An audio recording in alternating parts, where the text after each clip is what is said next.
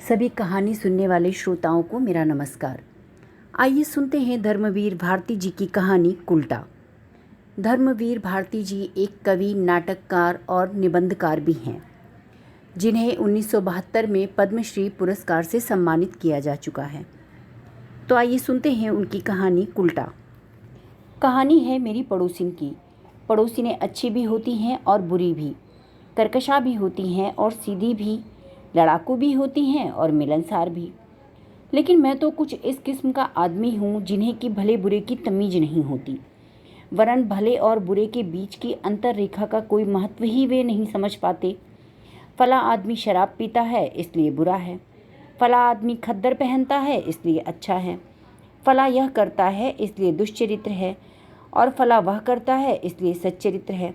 इस तरह के बंधे बंधाए फैसले कभी भी मेरा मन स्वीकार कर ही नहीं पाता। मेरे लिए फला व्यक्ति है और फलानी चीज़ है, फलानी बात है, बस इतना ही सच है। विशेषणों को समझने और महत्व देने जैसी बुद्धि मुझे मिली ही नहीं।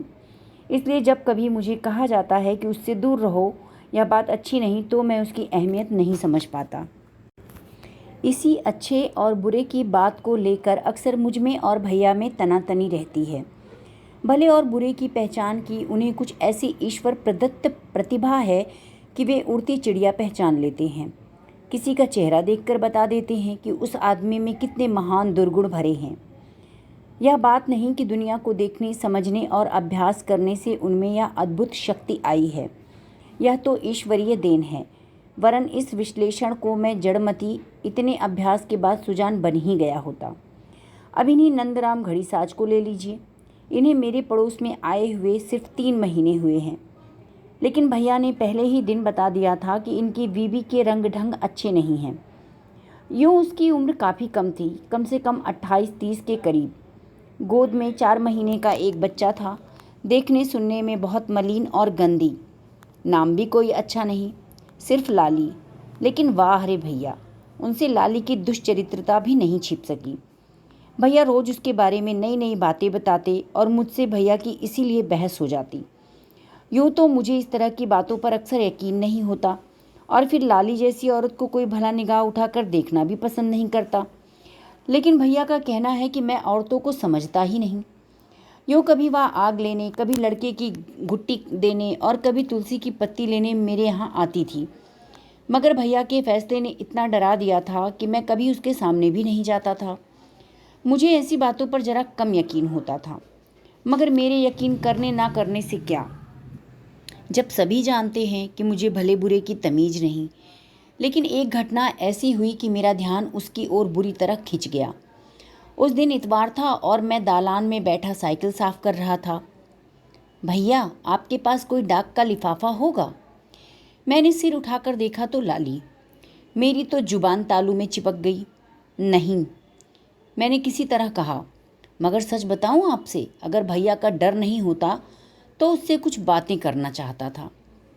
टिकट है? उसने फिर पूछा। नहीं, लेकिन सुनिए। सहसा मैंने देखा दरवाजे पर भैया, और बड़ी सफाई से स्वर बदलकर मैं बोला, क्या मैं कोई डाकखाना खोले हूँ क्या?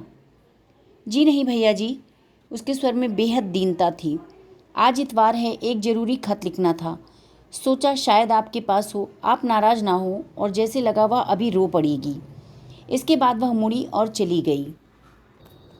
अब भैया आए और उन्होंने बड़ी विश्लेषणात्मक दृष्टि से मुझे सिर से पैर तक देखा और बोले, क्या कह रही थी? लिफाफा टिकट मांग रही थी। भैया बहुत गंभीर थे। तो यह ढंग निकाला है? कमीनी बदजात। नहीं भैया, मगर उसने कोई और बात नहीं की। मैंने उसे डांट दिया तो बेचारी रुआंसी हो गई। बेचारी रुआंसी हो गई?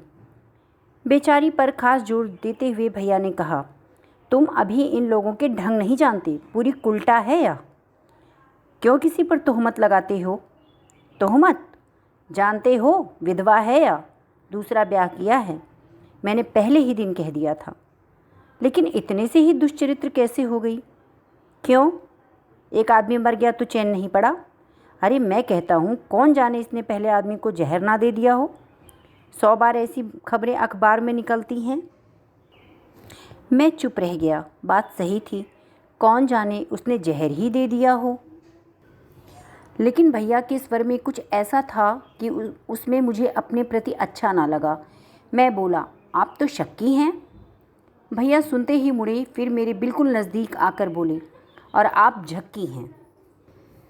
तुम जानते हो, जब तुम कॉलेज चले जाते हो तो रोज़ दोपहर में आकर मुझसे पूछती है, मेरा कोई खत तो डाकिया भूल से नहीं दे गया। बताओ, किसी का खत तो डाकिया मुझे दे नहीं जाता, फिर उसका ही क्यों दे जाएगा? फिर तुम्हारे सामने पूछने क्यों नहीं आती, अकेले में ही क्यों आती है? मैं सब समझता हूँ। प्रमाण अकाट्य था। मैं इस बार सचमुच निरुत्तर था। भैया फिर दरवाजे तक जाकर रुक गए और पैंट पर क्लिप चढ़ाते हुए बोले, और फिर मान लिया कि वह किसी और मतलब से नहीं आती, लेकिन कौन है जिसके खत के लिए इतनी चिंता कि किसी दूसरे के हाथ ना पड़ जाए? किसे खत भेजने की इतनी बेताबी है कि इतवार भी काटे नहीं कट रहा है। और भैया साइकिल उठाकर चल दिए। उसी दिन से पता नहीं क्यों मैं लाली के बारे में अनावश्यक रूप से सोचने लगा। उसका घर खपरेल का था। मेरी खिड़की से उसका आंगन दिखता था। सहसा मुझे इस बात का ख्याल हो आया कि आज तक मैंने ना कभी खिड़की बंद करने की कोशिश की और ना कभी उसने पर्दा करने की। नंदराम से वह बहुत कम बोलती थी। नंदराम की उम्र 45 वर्ष की थी और उसकी पहली पत्नी से 2 बच्चे थे जो लाली से नफरत करते थे।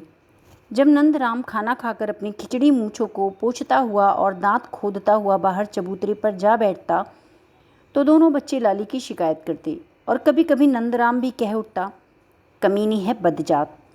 फिर आंगन में खड़े होकर गुर्राता हुआ कहता, मैं कह देता हूँ, घर में इन्हीं बच्चों के आराम के लिए लाया हूँ। तुझे माँ बनकर रहना हो तो रह, वरना याद रख भूखों मर रही थी, अब चर्बी चढ़ गई है ना, हड्डी हड्डी तोड़ डालूंगा। इतने ही में नंदराम का बड़ा लड़का पुत्तन गोद के लड़के को धीरे से चुटकी काट लेता और वह चीख कर रो पड़ता। लाली जब तक उसे दौड़कर चुप कराए तब तक नंदराम कहता, हरामजादी, अपनी संतान को तो खाए जाती है, दूसरे के पेट की क्या ममता होगी। मुझे तो समाज के मंत्री जी ने अच्छा फंसा दिया, कहीं बुढ़ापे में यह पाप गले आ पड़ा मेरे। और वह खड़ाऊ चटकाता हुआ फिर चबूतरे पर चला जाता। अगर मेरी जगह कोई और होता तो नंदराम का पक्ष लेता या लाली पर तरस खाता, मगर मैं तो पहले ही बता चुका हूँ कि मुझे भले बुरे की तमीज़ ही नहीं है और दुनिया की कोई चीज़ मेरे लिए अहमियत ही नहीं रखती। लेकिन आज की घटना के बाद ये सभी चीज़ें ना जाने किस कोने से निकलकर मेरे मन की परतों में रेंगने लगी। शाम को लेटा तो मैं भी यही सोच रहा था।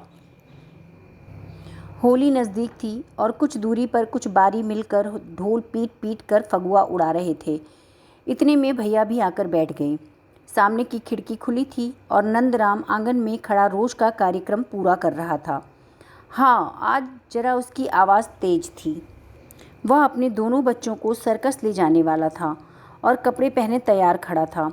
गोद का बच्चा चीख चीख कर रो रहा था, लेकिन लाली गुमसुम चौके में बैठी कुछ बना रही थी। घी और सूजी की महक यहाँ तक आ रही थी जिससे अनुमान होता था कि वह होली का पकवान बना रही थी। नंदराम कभी पुत्तन की टोपी ठीक करता, कभी अपना कोट, और कह रहा था, पकवान बना रही है हरामजादी, कहा था बच्चों को तैयार कर देना, लेकिन माँ का दिल हो तब ना। अपनी गोद का बच्चा गला फाड़ फाड़ कर मरा जा रहा है, ना जाने किसे खिलाएगी पकवान। एक को तो खिला खिला कर मार डाला और वह पैर पटकते हुए चला गया।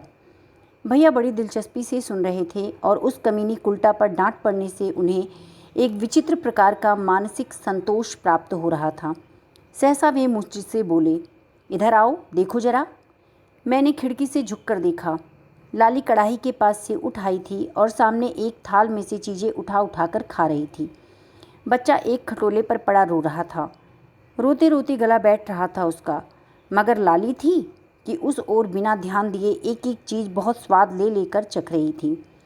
कुछ ऐसी विभत्सता थी कि इस दृश्य में कि मैं सिहर उठा। सचमुच यह औरत दुष्चरित्र ही नहीं, नीच है, जानवर है। बच्चा चीखते चीखते मरा जा रहा है और इसे अपने पेट की पड़ी है।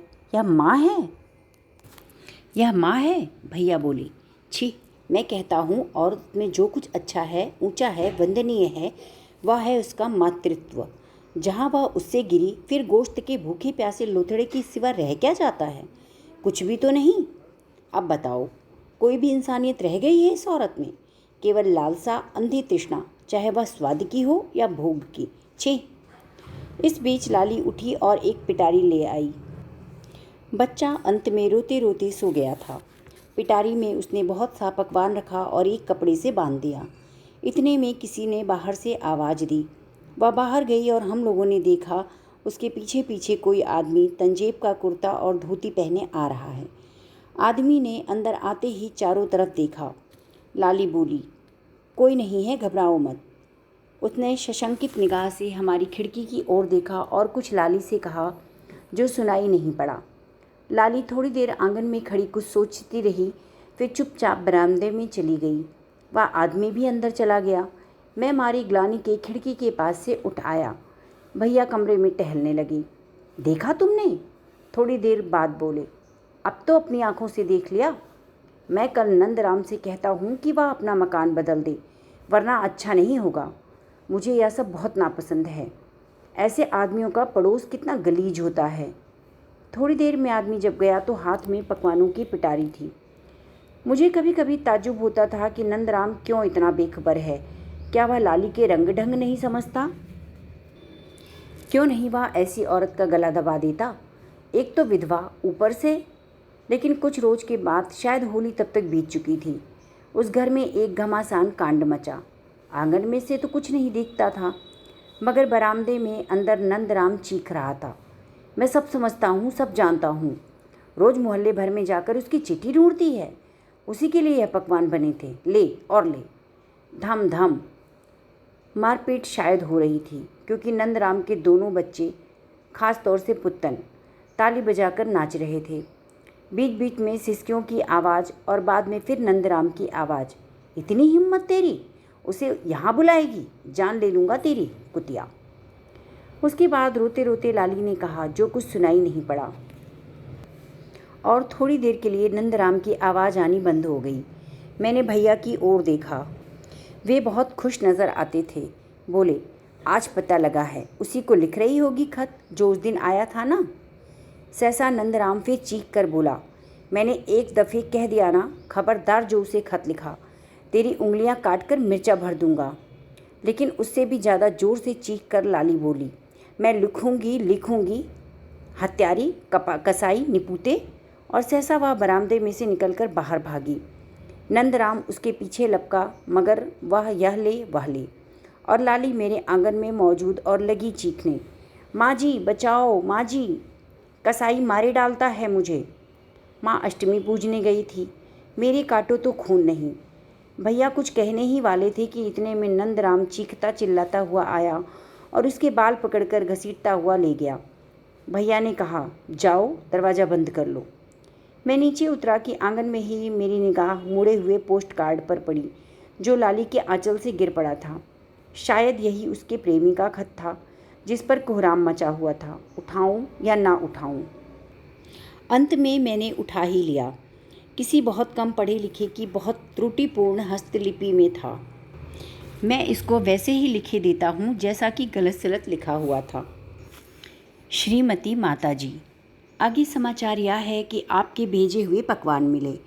आपने जो लिखा था कि एक बार इलाहाबाद चले आना, वह मैं इम्तिहान बाद आऊँगा एक दिन के लिए, पर मैं ठहरूँगा नहीं, क्योंकि आपने शादी कर लिया है। और रहा हम तो उस कुल वालों की बात सुनने के लिए, और पुत्तन की मार खाने को मैं उस बार इलाहाबाद गया। आपने कहा कि मेरा लड़का नालायक है, इस स्कूल से भाग आता है, और नंदराम ने हजारों बातें सुनाई। हमको नंदराम की बात सुनने की बर्दाश्त नहीं है। बात सुनने की बर्दाश्त होता तो मामा की खुशमत करता, तो वो अपने पास रख लेते। जब मामा के पास से दादा के घर आए तो हमारे पास कुछ कपड़ा धोबी के यहाँ रह गया, उसे मामी नहीं भेजा। और बहुत बात है जो आऊँगा तो बताऊँगा। पर आपने जो लिखा कि मैं 10 रुपए का मास्टर रख दूँगी और 2 आना रोज़ दूँगी, वह आप मुझको देना होता तो पहले देती। मैं आपका नंदराम की कमाई नहीं खाना चाहता। मैंने तो सोचा है कि मुझको दादा नहीं रखेंगे तो क्या हुआ, जिस भगवान ने पैदा किया वह तो जिंदा रखेगा। आपने कहा था कि दादा से कि मैं समझूंगी कि इस स्कूल में सब मर गए, तो समझ लीजिएगा कि मर गया। या इससे आपको दुख हो तो समझ लीजिएगा कि मेरा लड़का मरा नहीं, नालायक है।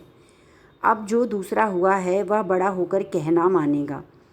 होली के दिन मामा आपका पकवान दिया, पर हम खाया नहीं, क्योंकि वह नंदराम की कमाई का है, तो उसे मामी रख लिया। यहाँ सब ठीक है। इंदिरा जल गई थी। छोटी बुआ को बिटिया हुई है, सो निमोनिया हो गया, अब ठीक है। मैं इम्तिहान बाद आऊँगा, पर ठहरूँगा नहीं, क्योंकि आप शादी कर लिया है, आपका पुत्र श्याम मनोहर लाल। तो यह था जिसे हम प्रेम पत्र समझ रहे थे। मैंने चुपचाप खत भैया को दे दिया और कुर्सी पर बैठ गया। खिड़की से आवाज़ आ रही थी। लाली जिबा की जाती हुई गाय की तरह डकरा डकरा कर चीख रही थी। मैं लिखूंगी, जरूर लिखूंगी, उसे यहीं बुलाऊंगी, तेरी छाती पर बैठाऊंगी।